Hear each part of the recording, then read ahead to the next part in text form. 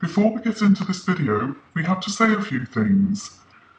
The first thing we have to say is that in this video we are nosing around in people's private lives. We are doing this to investigate whether what the children say is true. Please note that we would never be undertaking this boring exercise if a monumental and very serious cover-up was not going on. This cover-up will, if it is not exposed, separate two children from their loving mother and leave them imprisoned in the UK care system and vulnerable to their father, an alleged abuser, baby trafficker and murderer and head of a cult. This cannot be allowed to happen. So it's for this reason and this reason alone that we are rummaging through people's Facebook pages and asking you to sign this petition. During the course of our investigations into this alleged cult, we made a few discoveries.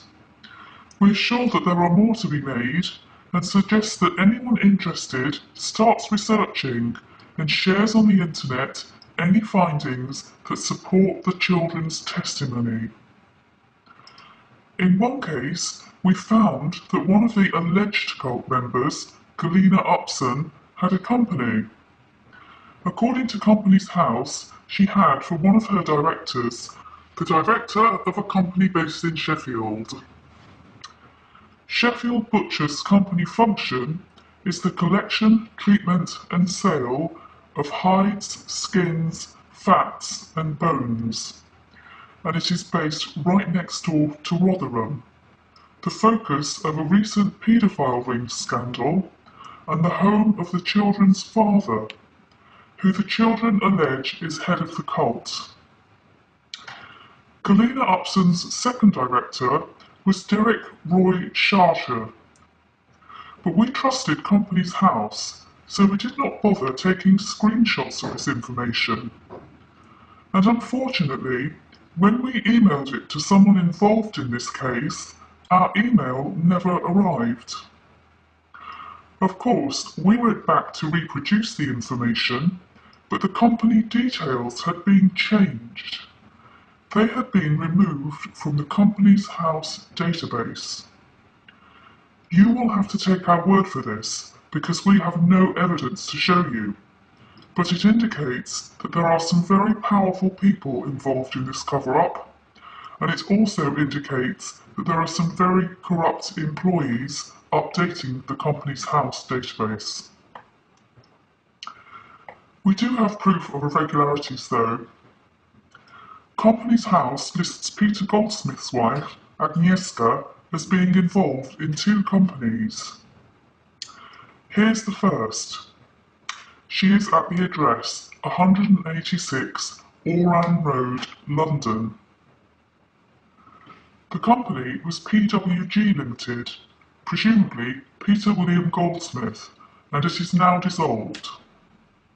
She was employed from 2006 to 2009 as a secretary, economist.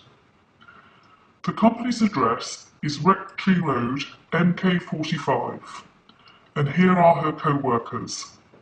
We can see her husband Peter here, but he is registered as being at 18B or Nam Road. These addresses look a bit similar, so we looked up 186 Oran Road. Interestingly, it does not exist. There is no such address. Google Maps can't find it. So Agnieszka, one of the secretaries for her husband's company from 2006 to 9, was using an address that does not exist.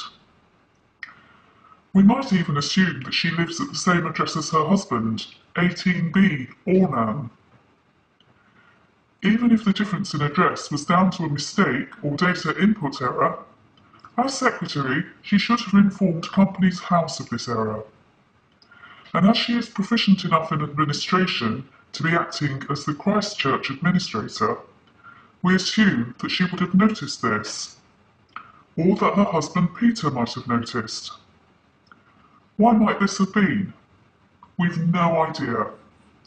Is it fraud? We've no idea, but it looks to us like a deliberate irregularity. Now, onto Agnieszka's second company. Here we have an Agnieszka Dorota Goldsmith listed at 18B Warren Road, her husband's address. The company was called Pending Technologies and is now dissolved. She was the secretary. Here's her husband. Again, the company's address is registered at 32 Rectory Road, MK45. And that's the same address as Julianne Baker, who is presumably the accountant. Now, there's nothing irregular about this company. 18B Ornam Road does exist. Here it is. The house undergoing renovations with the blue portaloo outside. But Julianne Baker's address looks a little vague to us, so we looked up the postcode MK45 5AT. And as you can see, there are 96 companies registered at that postcode. They are all at one of two addresses, 32 Rectory Road or Top Barn Rectory Road. According to Google Maps, these addresses are the same place. And when we go to look at it on Google Street View, we see that the property has been blurred out. Now, it is possible to ask Google to blur out your property, so there's nothing irregular about that. Still, we wonder why this might be. We also wonder why, when we go to look at Peter Goldsmith's address, Google has blurred the view of the roof from above. Again, we've no idea why this might be. But what might these people have to hide? In the rest of this video, we're going to look in detail at the Facebook links between the alleged members of this cult. All we're doing is demonstrating that some of these people do know one another. This could be for a number of reasons. Nonetheless, it is something towards substantiating the claims the children have made. This is Rebecca Denton, who the children allege is abusing them and the other children, along with her partner and the rest of the cult. She is friends on Facebook with other alleged members as follows: Jackie Ramraker, Adrian Weinbrecht, Fiona Gabrielle, Laura Dodds-Herlocker, Heije Rustow, Bianca Wessel, Samantha Gunasekara, Andrew Harrison, and Warren Cowell. Rebecca Denton's partner, Adrian Weinbrecht, is friends with some of these people, along with Fiona Gabrielle's partner, James Hugh Singleton, and Peter Goldsmith, both alleged cult members. All we can conclude from this is that these people are aware enough of each other to have become friends on Facebook. But just because someone is a friend of someone on Facebook does not imply that they are even a real friend, never mind a member of a cult. And even if they are a cult member, this does not mean that their Facebook friends will know about it or be implicated. Also, these people all live in the same area of London, and their children attend the same school, a school that puts on lots of after-school activities. So it may well be that these links are all innocent. All we are trying to establish is whether there is any demonstrable link between these people that may go towards substantiating, at some point much further down the line, the children's allegations. But having someone as a friend on Facebook does imply that some conversational contact at least has occurred.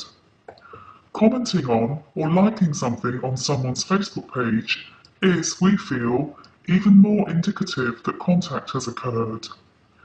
Indeed, Facebook itself states, on the basis of research, that people are no longer 6 degrees apart, it is more like 4.7 degrees. With that in mind, let's look at Rebecca's friend, Heije Rustow, who the children allege are abusing them and the others with her partner Charlie and the rest of the cult. She is friends with the following alleged cult members: Cecilia Chung, Maria Yilmaz, Adrian Weinbrecht, Rebecca Denton, Charles Gundy, and Fiona Gabrielle. And if we look at Maria Yilmaz's page, we can see that alleged abuser Saget Levy Gavish has liked one of her cakes, and Saget is, as we would expect, friends with her husband, alleged abuser Aaron Gavish. And this is Courtney's mum, Lydia Noronha's page. The children allege that Courtney's parents bring babies back from Portugal and Spain.